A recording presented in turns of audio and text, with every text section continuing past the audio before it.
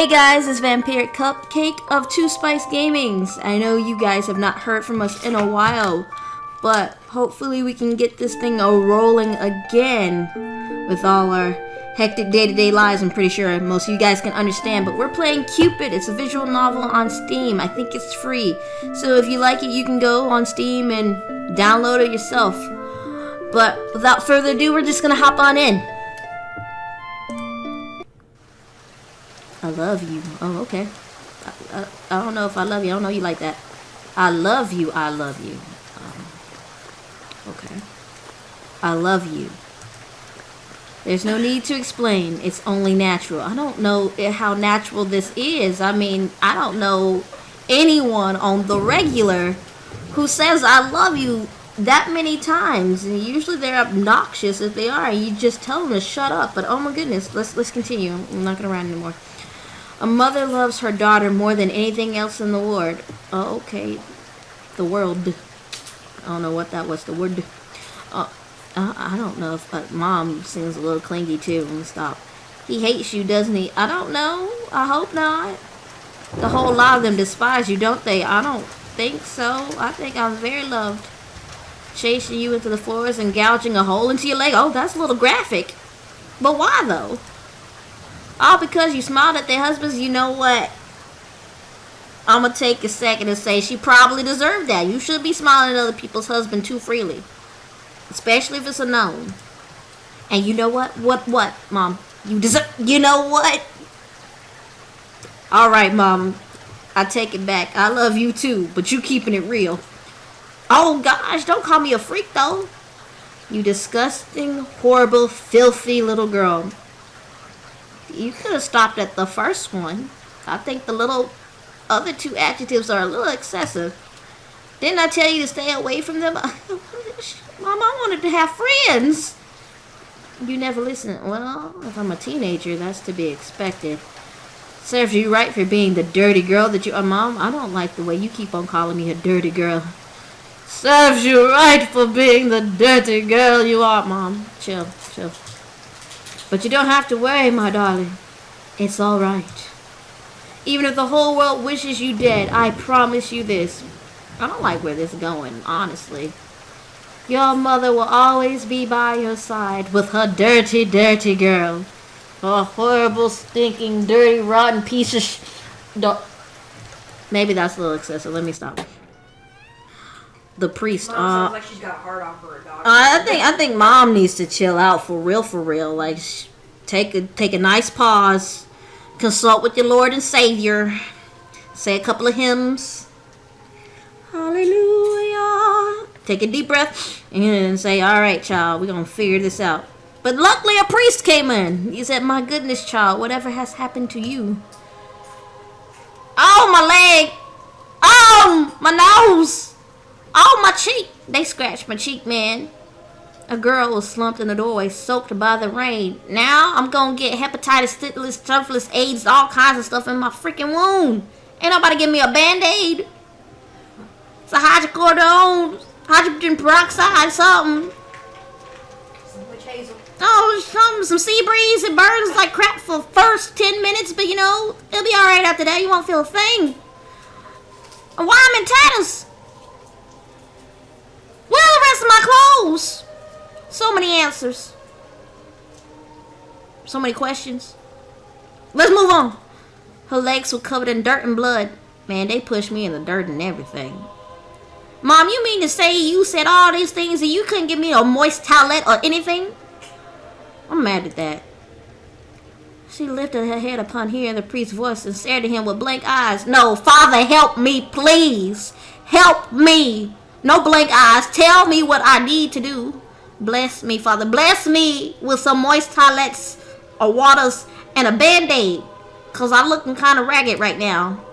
You a sin, I sin. I just looked at him and smiled. I ain't say, here, come a little bit and have a little bit of this tit. I ain't say any of that.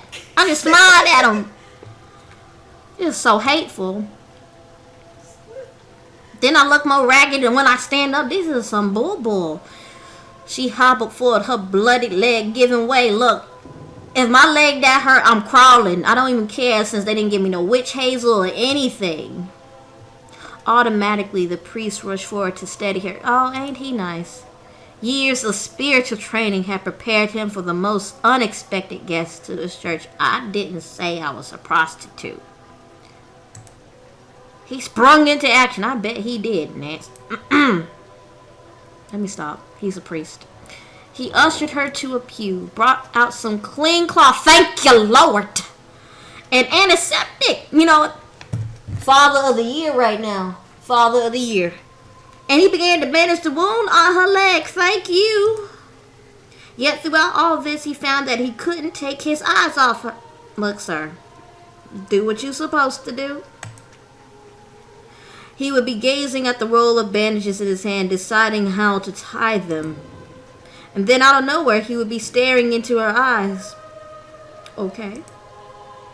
Even with all the mud and grime smeared across her face, he couldn't deny that she was absolutely beautiful. Look! Hold up, sir. I am bleeding. I am covered in dirt.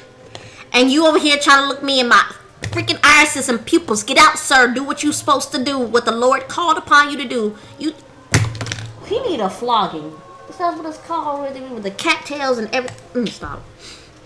How old was he? 20, 18, 6? Why are you decreasing in numbers, sir? Her face was so young, and yet you looking at her. The priest had long since aged past his desire for the opposite. Wait, hold up. Pause. Alright, but somehow, something about her enraptured him. I'm gonna need him not. When he realized his own thoughts, he quickly steered his mind towards other matters. Thank you. My child, what happened to you? Well, I'm going to tell you in a second. Let me hold up. She seemed to take all the time in the world before responding. Her leg is still bleeding. I mean, give us a... He looked at me. Oh, okay. Looked.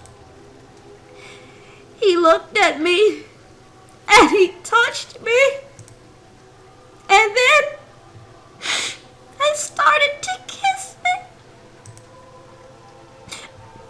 And at first the priest didn't understand. Then he realized with a jolt of anger what she meant. Oh. It was happening more and more often nowadays.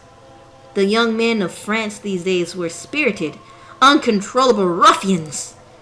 A lady walked home by herself one night would be prey to a few number of them. Oh, not a number of them. Hold up. Lust. One of the 7 deadly sins, the one that the priest person despised the most. Yet you was just looking in my eyes, good friend. Anyways. Furrowing his brow in sorrow, the priest laid a hand on her thigh. Anywhere?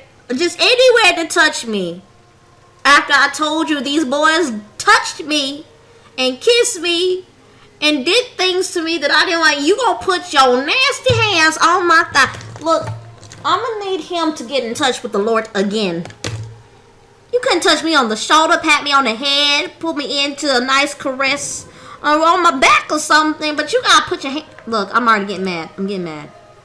You are safe now, child. God's house is a sanctuary for the faithful, and yet your hand is still on my thigh, good sir. I don't think he'll protect me. Oh, okay. He looked at her in confusion. You see, Father, I have sinned again. Well, girl, you've only been standing for or sitting for the next, 5-10 minutes?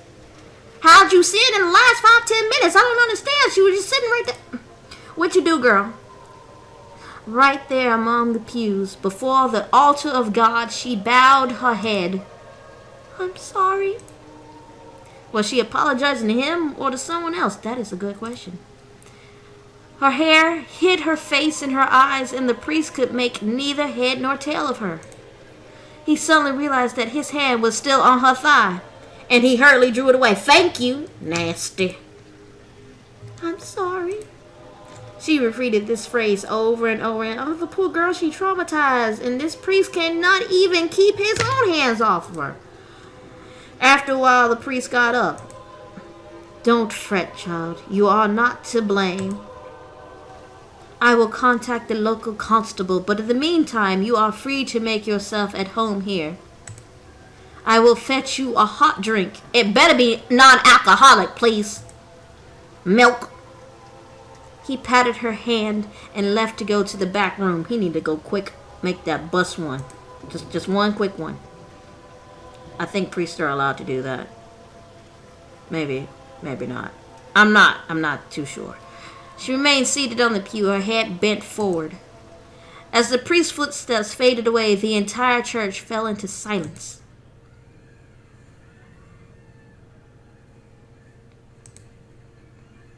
Now that it was the dead of night, the clouds covered the sky. Barely a sliver of moonlight filtered through the stained glass. The girl sat alone in a ring of darkness. She opened her mouth. No, I know. If I may say my piece, surely. Yes. Yes, mother. Oh, mother's in her head. Oh, poor girl, cray. But he is so very kind. Are you gonna kill him? Haven't you learned your lesson, idiot? I fear for your safety. Oh, wait. Those are choices. Child followed mother's words and leave. Okay. You saw the look in his eyes, didn't you? You cannot stay here. Even a man of God can stain you with his filthiest colors. Oh. Be a good girl and follow mother's words. Okay, but where is mother? She's carrying all this in her head. Oh my goodness. It is cold outside, mother. The rain has not let up. Can't I stay? Mother's intuition. Father seems a little sketch. Oh no. You can go back in the street or take your chances with the priest. Oh, we'll stay. We'll stay. I suppose you can. But you must be wary of everyone in this church. Do you understand? You are so weak, my darling. You give my heart so much pain. I'm sorry, Mother. I will try my best to stay out of trouble. How am I going to mind you like this? You attract so much misfortune everywhere you go.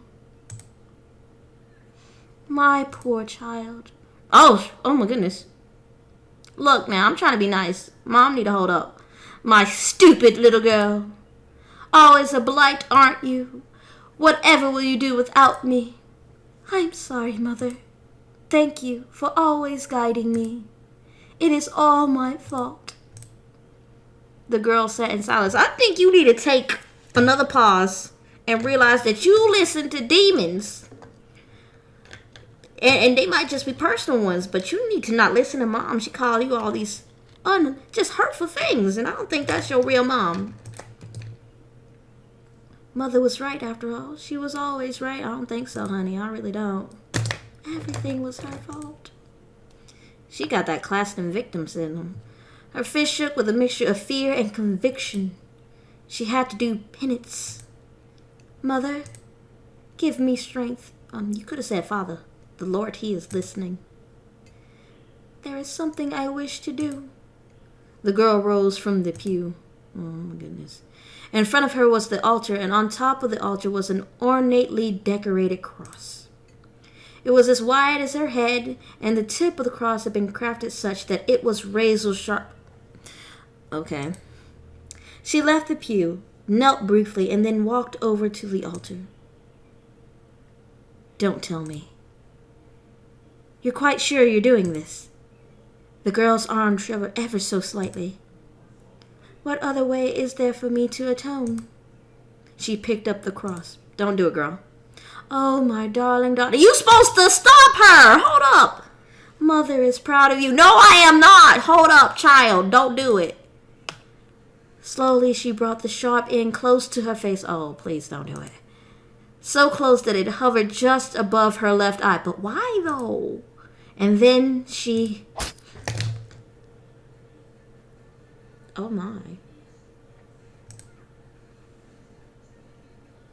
Chapter 1, The Star. I mean, that was a long prologue. Well, now we have clothes. A scruffy young girl in tattered clothes peeked through the open gates of Chateau du Sommet. I guess that's how you say that. An afternoon goûter, I guess so. Goûter, I don't know how to say that. It's been a long time since I took French. Was being held in its gardens.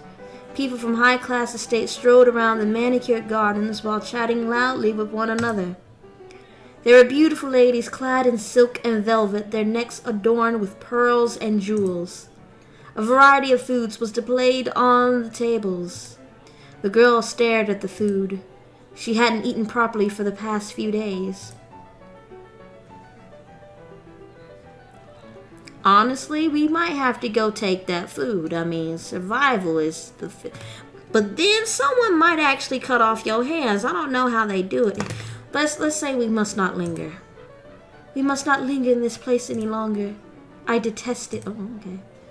Rose girl, surely we can look around for a bit. It's still a little early. There was something else that called her other than the party itself. She walked to and from the gates, peeking at the crowd, despite the urgings of her mother to leave.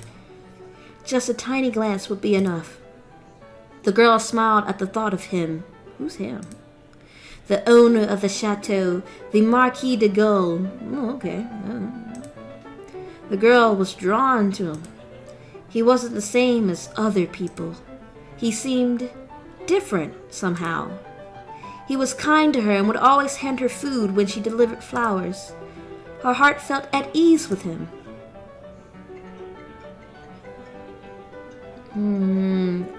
I feel like I'm playing the antagonist the entire... Okay.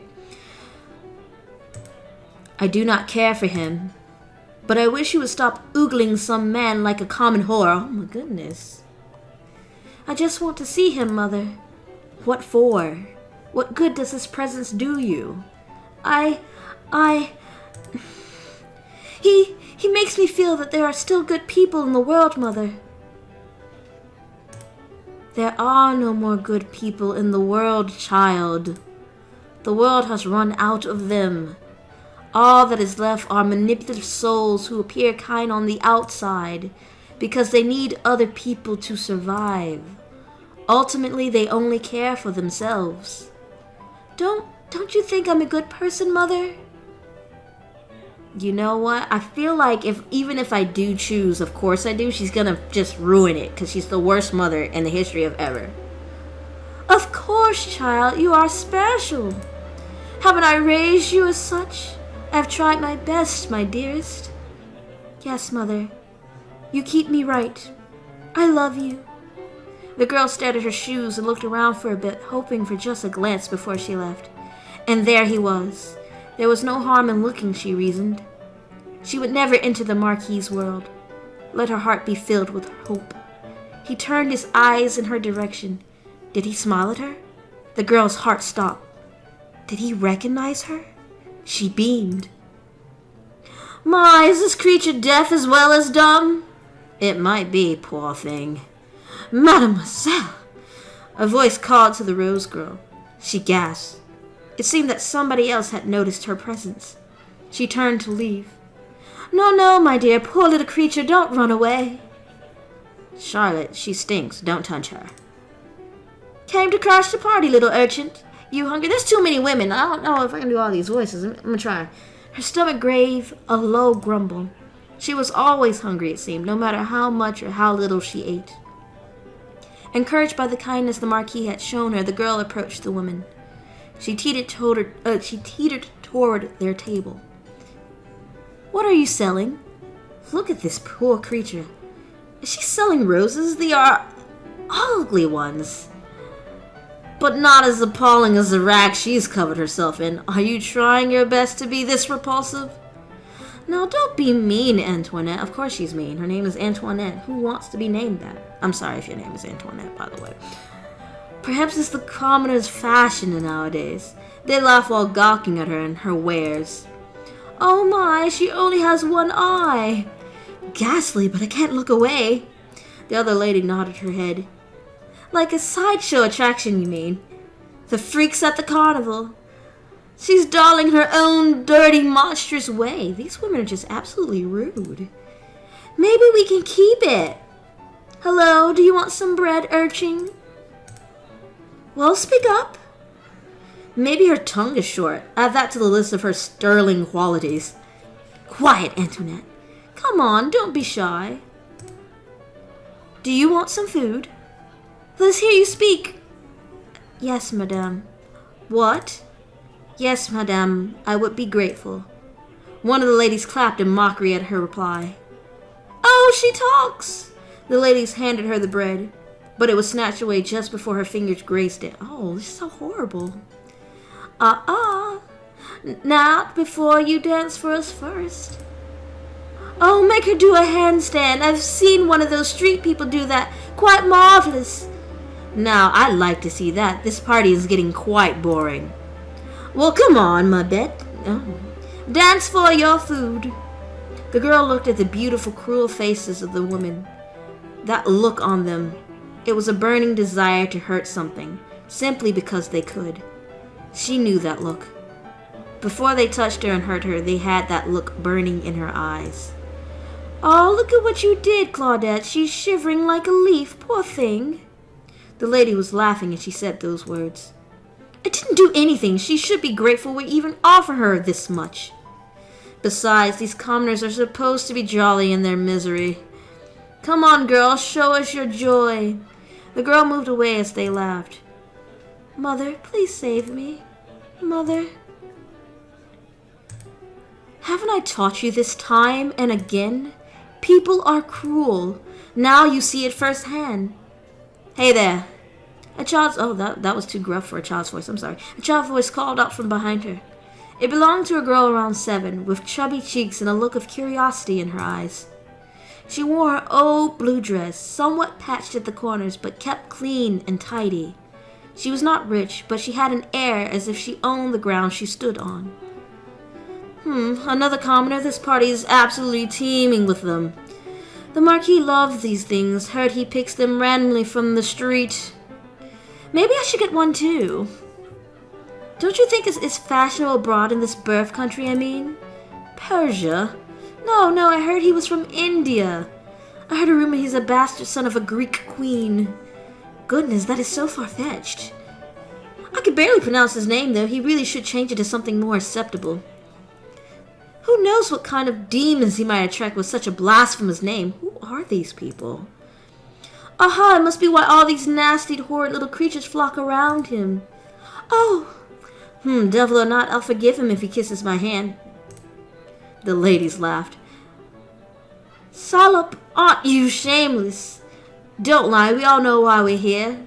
The ladies gossip among themselves, openly ignoring the girl. The young girl took the sliding with a shrug. She approached the table and asserted her presence. What you doing? Goodness, they don't take a hint, do they? Throw something shining, it might distract them. Hey, you've been holding that bread for a long time. Aren't you gonna give it to her? She pointed at the shabby rose vendor. Why do you care? Do you want the bread for yourself? I bet she's hungry too. And no, maybe you should toss the bread and see if they'll fight for it. The ladies laughed to themselves. The girl stared at them with confusion. Her brows furrowed in a childlike understanding. Next thing everyone knew, she had swiped the bread from the woman's hand. Oh my! How rude! Horrible, filthy girl, give that back! The girl sniffed the piece of bread and nibbled at the surface. Yummy, it's still warm. She shoved the bread in the urchin's face. The scrumptious scent of bread flooded the rose girl's nose. Lick it! The sugar bread tastes good. Oh my goodness. No, you devil child! Give that back! The urchin licked it. Her tongue was coated in sweetness. She stood there, squeezing the taste in her tongue. The girl grinned at her, and she couldn't help but grin back. Sorry, here you go. It's all yours. Ugh, disgusting. Like we're gonna eat anything that's been in your filthy mouths. Wow, so this is ours now? You ladies are so nice. Cheeky little brat, I'll have you thrown out of this party. I'll have you. A young man strode to the commotion. A sweet scent lingered as he passed. The rose girl felt her mouth well up. His presence filled her body, almost as if her hunger was abated. Oh my goodness. That's a little much. He is handsome, though. She blushed furiously. What a strange effect he had. Ladies. Oh, Sire, Gilliam! I just came to check in on my esteemed guest. Is everything all right? Are you enjoying yourselves? One of the ladies started, fanning herself with obvious annoyance. Well, these little beasts have been harassing us. Yes, my lord. We were just minding our own business when this girl swiped the food off our table. Horrible little nits. The girl stuck out her tongue at them. A lady wiped her eyes in mock tears. See, look at that. It's absolutely monstrous how these children act around adults now. There is no respect, monsieur. I worry for the next generation. I worry for you, honestly. Oh, Charlotte, don't cry. Well, my lord, we would all breathe a little easier if those children would sit on their way. Yes, who knows what kind of mischief they might be up to. They might set fire to the tables, you see. Oh. Or steal our jewelry. In fact, I think my pocket watches was... No, how unfortunate. One of the ladies continued her childish wailing. It is, monsieur. It's unfortunate how you allow your important guests to be treated this way. Please deal with these vermin. Throw them out now. Oh, my sweet ladies, I'm stricken with grief at your misfortunes. Allow me to offer my heartfelt apologies. Unfortunately, this child is my important guest today, and you are, sad to say, paltry squatters. Excuse me? Madame Charlotte of Montpellier, I don't remember sending you an invite. Same for you, Lady Antoinette of Rennes and Lady Claudette of Lyon. Most people invited are huge patrons of music, that is why they are here today. They came to listen to Mademoiselle Catherine Louise Perride. She is the 7-year-old piano prodigy who played for the Queen last summer. The man pointed at the girl busy chewing her half of the bread. The Rose Girl just stared at the unfolding situation. Well, I am sure you were aware of that, were you not? No matter, I'm always happy to see you, ladies. It is my pleasure to have you here. But I hope you don't mind giving some of the food away to my townspeople. That is why I keep my gates open. My servants are instructed to serve anyone who passes by, not just my guests. But don't you fret, my darlings. There's plenty more to be served. The ladies blushed in embarrassment. One of them began to fan herself even faster. That's what she gets. I mean, honestly, I would have kicked them out. That's just me, though. Excuse me. The Marquis walked up to the two girls. The Rose Girl's heart beat so fast it made her head feel light and dizzy. She had never been this close to him. It made her feel a mixture of fear and elation. Oh, she got that moist. Lady Catherine, your father has been looking for you. It's almost time for your performance. The girl looked at the Marquis and did a little curtsy. My apologies, sire. I didn't mean to cause a clatter. Gilliam chuckled. I saw the whole thing, ma chère. You put those ladies in their place. They were being mean to her. Gilliam narrowed his eyes at the quiet girl. She hid behind her basket of roses. She couldn't look at him directly. He was like the sun. Oh my. It hurt just to be in his presence. Girl, I think you need to calm down just a little bit, just a tiny bit, just a little bit. He's still human. Yet there was relief in her heart as he stepped closer to her. I've seen you before, haven't I? The Rose Girl nodded and made a curtsy.